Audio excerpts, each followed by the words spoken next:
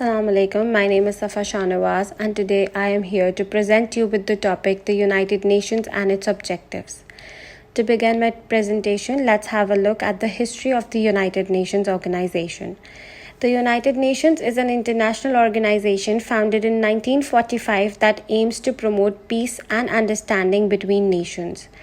After the event of World War II, which caused irreparable damage to most of the nations in the world, it was a time where the countries and nations wanted peace and tranquility.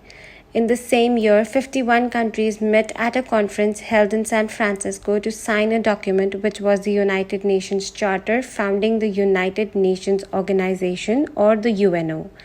The United Nations Organization, headquartered in New York, was created for the purpose of maintaining international peace and security. Initially, it had 51 members, but now it holds 193 member states.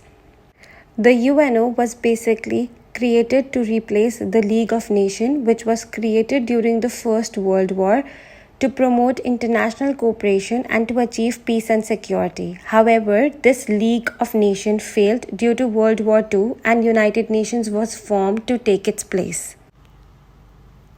So what exactly was the purpose of the United Nations? The United Nations organization had four main purposes.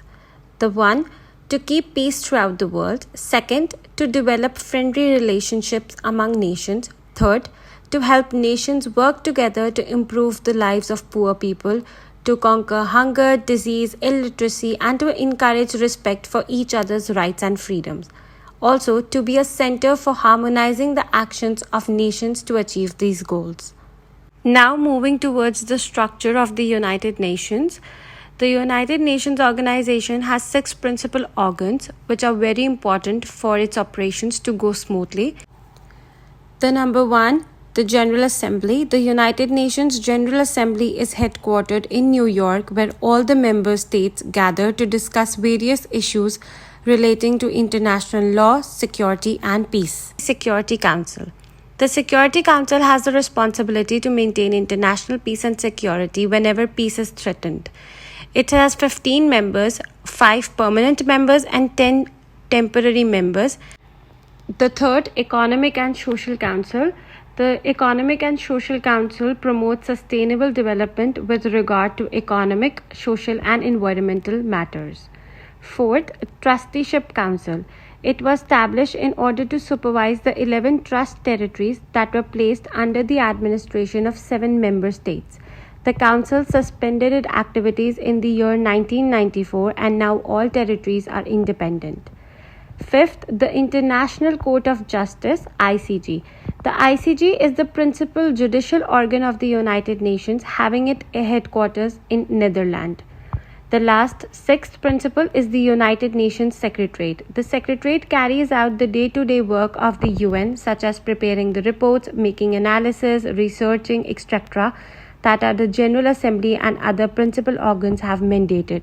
Now moving towards the specialized agencies of the United Nations. The UN maintains close working relationships with 15 international organizations that have been designated as specialized agencies of the UN, even though they are independent legal entities. Each specialized agency operates under the UN umbrella with its own governing bodies, procedural rules, membership, and funding mechanism. You can see the 15 agencies of the United Nations organization on the screen. Let's talk briefly about these 15 agencies. Food and Agriculture Organization fights hunger and improves nutrition and food security by supporting research, facilitating the exchange of information and best practices. International Civil Aviation Organization develops consensus-driven international standards and practices to facilitate safe, reliable, efficient, and sustainable international air travel. International Fund for Agriculture Development works with poor people in developing countries, empowering them to improve their agriculture practices, raise their productivity and income, and thereby eliminate poverty, hunger, and malnutrition. International Labour Organization works to establish internationally recognized labor standards. They also develop policies and practices to promote safety and equality in the workplace.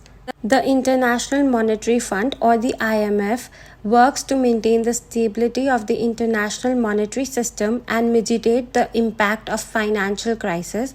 It does so by providing temporary financial assistance to national governments. International Maritime Organization is responsible for maintaining the framework that governs the international shipping industry. The International Telecommunication Union (ITU) promotes international cooperation in the emerging telegraph industry and continues to facilitate connectivity in modern telecommunication networks. The United Nations Educational, Scientific and Cultural Organization, or the UNESCO, promotes international cooperation in the fields of education, science and culture. It places particular emphasis on recognizing the equal dignity of all cultures, the protection of cultural heritage in all its form, and maintaining the right to freedom of expression. United Nations Industrial Development Organization's core mission is the promotion of industrial development for poverty reduction, inclusive globalization, and environmental sustainability. United Nations World Tourism Organization works with national government and private stakeholders to promote tourism as a driver of economic growth and development.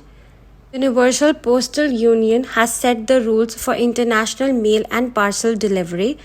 World Health Organization, or WHO, improves the health of individuals and the provision of healthcare services. WHO current priorities include increasing access to universal health coverage, the prevention and treatment of communicable and non-communicable diseases, and capacity building measures to enable countries to manage health emergencies and prevent pandemics like the COVID-19. World Intellectual Property Organization provides a policy forum for drafting and revising the treaty-based rules that recognize intellectual property rights at the international level.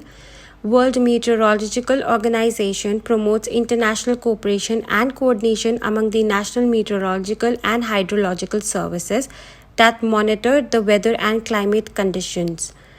The World Bank is an international financial organization which aims to reduce poverty by providing financing, policy advice, and technical assistance to developing countries. This was it for the UNO specialized agencies. Now moving towards the UNO's role in peacekeeping. At present, there are 90,000 UN peacekeepers serving all over the world. Over the years, the General Assembly has helped to promote peaceful relations among nations by adopting several resolutions and declarations on peace, the peaceful settlements of disputes, and international cooperation in strengthening peace. UN played effective peacemaking roles in Afghanistan, Somalia, Middle East, Arab-Israel conflicts, Rwanda, and in Gulf crisis, and in many other nations. Now moving towards the end of our presentation, let's look at some of the failures of the UNO. Number one failure is the Rwandan genocide, which saw 800,000 people being killed in 1994 in just 100 days. UN peacekeepers on the ground sent multiple warnings to the Security Council, but no action was taken. The Palestinian-Israeli question is one of the UN longest unsolved problems. A UN resolution from 1967 set up the land entitlement to the Palestinians, but even after 50 years of occupation, the struggle goes on.